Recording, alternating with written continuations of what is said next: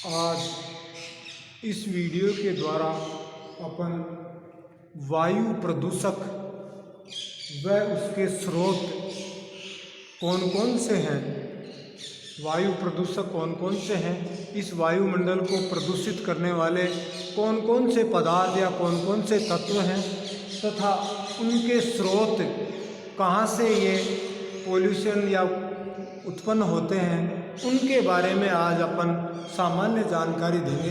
तो सबसे पहले तो वायु को प्रदूषित करने वाले कौन कौन से तत्व होते हैं या कौन कौन से ऐसे कारक हैं जो वायु को प्रदूषित करते हैं और उनके स्रोत क्या हैं तथा ये प्राथमिक हैं या द्वितीयक हैं, इनके बारे में आपको आज सामान्य जानकारी देंगे।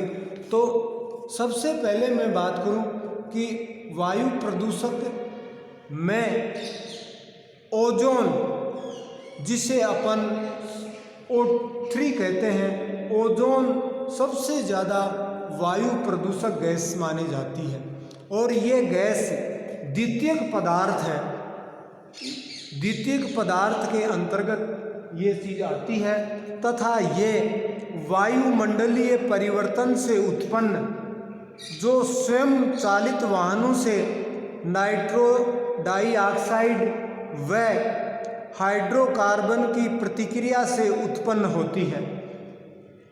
आपको बताया ओजोन या जिसको O3 कहते हैं, ये द्वितीयक पदार्थ के अंतर्गत आते हैं तथा वायुमंडलीय परिवर्तन से उत्पन्न जो स्वयं चालित वाहनों से नाइट्रो डाइऑक्साइड व हाइड्रोजन की प्रतिक्रिया से उत्पन्न होती है और ये वायु प्रदूषक का एक स्रोत या वायु प्रदूषक मानी गई है।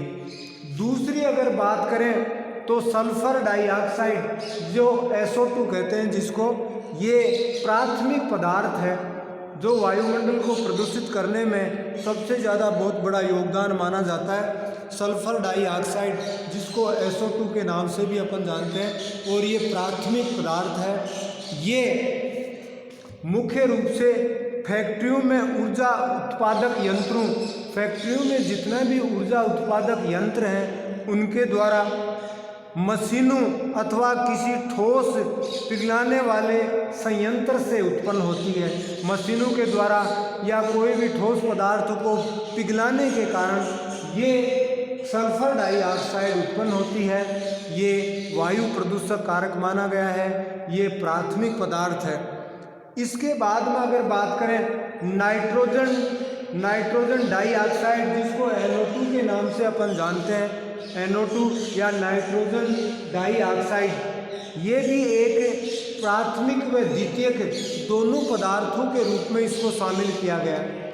दोनों के अंदर इसको शामिल किया गया है। ये उच्च ताप पर उत्पन्न ज्वलन प्रक्रिया के कारण सीधे वायुमंडल में प्रवेश करती है या उर्वरकों के संयंत्रों से ऊर्जित होती है। कि सबसे ज़्यादा इस नाइट्रोजन डाइऑक्साइड या NO2 का उत्पन्न जितने भी अपने ये उर्वरक के कारखाने हैं उनके द्वारा ये सबसे ज़्यादा उत्पन्न की जाती है। इसलिए ये उच्च तापक्रम से उत्पन्न प्रक्रिया के कारण उत्पन्न होती है।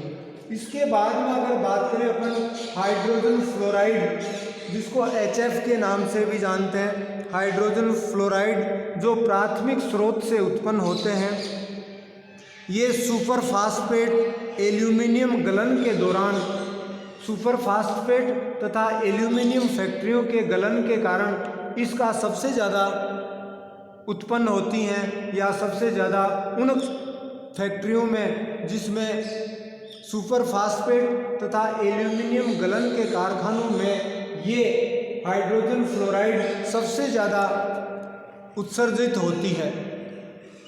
इसके बाद में अगर बात करें अपन तो एथिलीन भी एक प्राथमिक पदार्थ है जो ज्वलनशील प्रक्रिया अथवा प्राकृतिक उत्पाद से उत्पन्न होती है। जितने भी ज्वलनशील प्रक्रियाएं होती हैं उनके द्वारा एथिलीन उत्पन्न होता है और ये भी एक वायु प्रदूषक कारक है जो प्राथमिक क्रियाओं के द्वारा उत्पन्न होता है तथा ज्वलनशील व प्राकृतिक कारक दोनों से इसके प्रमुख स्रोत माने जाते हैं। इसके बाद में अगर बात करें नाइट्रस ऑक्साइड, जो NO के नाम से अपन जानते हैं, ये भी एक प्राथमिक पदार्थ है, प्राथमिक पदार्थ के रूप में, जिसमें ज्वलनशील प्रक्रिया अथवा ये भी ज्वलनशील पदार्थों तथा प्राकृतिक उत्पाद से उत्पन्न होती है और ये भी एक प्रमुख वायु प्रदूषक कारक माना गया है, जो पृथ्वी के वायुमंडल को या गैसों को प्रदूषित करने में बहुत बड़ा योगदान देती हैं। इसके अलावा अगर बात करें क्लोरीन, जिसको अपन CO2 के नाम से क्लोरीन भी वायु प्रदूषक माना गया है तथा ये भी एक प्राथमिक उपचार जो द्रव्य बहाव निर्माण में उत्पन्न द्रव्य के कारण सबसे ज़्यादा उत्पन्न होती है। तो नाइट्रस ऑक्साइड या जिसको क्लोरीन के नाम से जानते हैं, तो ये भी एक द्रव्य बहाव या निर्माण से उत्पन्न द्रव्य है। इसके बाद में अगर बात करें अपन हाइड्रोजन क्लोराइड, ये भी हाइड्रोजन क्लोराइड भी एक प्राथमिक पदार्थ के रूप में माना गया है, जो प्लास्टिक पदार्थों के ज्वलन से सबसे ज़्यादा उत्पन्न होता है। तो आपको बात करें कि हाइड्रोजन क्लोराइड जो सबसे ज़्यादा खतरनाक माना गया है इस वायुमंडल को प्रदूषित करने में, और ये सबसे ज़्यादा प्लास्टिक के जलाने से उत्पन्न होता है। अपन देखते हैं कि हर घर में के पास थैलियाँ उनको सुबह सुबह जलाते रहते हैं, तो सबसे ज़्यादा ये विषैली गैस हाइड्रोजन क्लोराइड जो प्लास्टिक के जलने के कारण उत्पन्न होती है, और ये पर्यावरण के लिए, वनस्पति के लिए, मानव जीवन के लिए, पशु पक्षियों के लिए, सभी के लिए बहुत खतरनाक मानी गई है।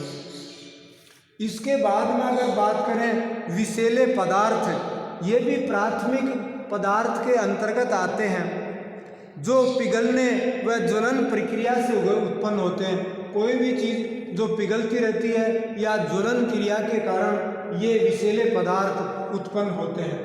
इसके बाद में अगर बात करें अमोनिया भी प्राथमिक पदार्थ ही माना गया है तथा प्राकृतिक रूप से उत्पन्न या चारे समुच्चय के सड़ांक,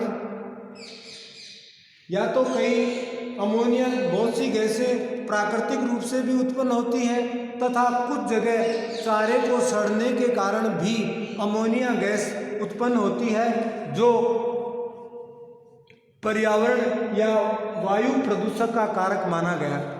इसके बाद में अगर बात करें अपन सल्फेट, ये द्वितीय पदार्थ माना गया है, जो प्राकृतिक सल्फर डाइऑक्साइड में परिवर्तन होने के कारण ये उत्पन्न होती है, सल्फर डाइऑक्साइड में परिवर्तन के कारण। इसके अलावा हाइड्रोपेरोक्साइड जो अखबार पेपर उत्पाद मशरूम से उत्पन्न होती है, हाइड्रोपेरोक्साइड जो पेपर्स के या अखबारों के प्रिंटिंग प्रेस के द्वारा उत्पन्न होती है। इसके बाद में अगर बात करें कार्बन डाइऑक्साइड, ये भी प्राथमिक पदार्थ माना गया है, जो वायुमंडलीय परिवर्तन से उत्पन्न स्वचालित यंत्रों से तथा हाइड्रोकार्बन की प्रक्रिया से उत्पन्न होती हैं। इस प्रकार अपन देखें तो ये कई ऐसे पदार्थ या गैसें जो वायुमंडल को प्रदूषित करते हैं और इनके कहाँ से स्रोत उत्पन्न होते हैं, इनके बारे में ये चीज़ें। तो एक बार आपको फिर बताते हैं कि वायुमंडल को प्रदूषित करने में ozone, sulphur dioxide, nitrogen dioxide, hydrogen fluoride, ethylene, nitrous oxide, chlorine, hydrogen chloride, विषैले पदार्थ, ammonia, sulphate, nitrate, carbon dioxide तथा हाइड्रोपेरोक्साइड, ये सारी ऐसे हैं जो वायु को प्रदूषित करते हैं तथा इस पर्यावरण को प्रदूषित करने में सबसे बड़ा योगदान माना गया। कुछ इनमें प्राकृतिक रूप से उत्पन्न होते हैं और कुछ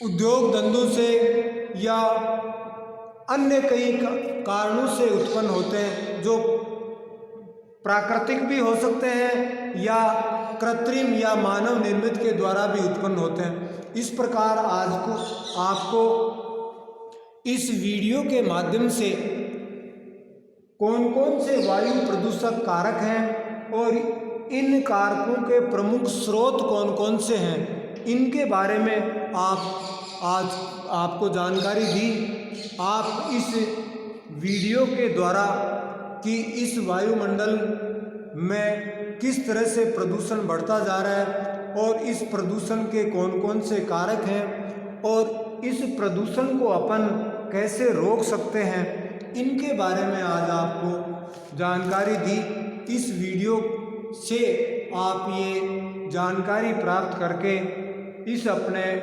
वायुमंडल जो लगातार प्रदूषित होता जा रहा है, इस वायुमंडल के प्रदूषण को आप इनके बारे में जानकारी करके इसको अपन रोक सकते हैं या इसके ऊपर अपन नियंत्रण कर सकते हैं।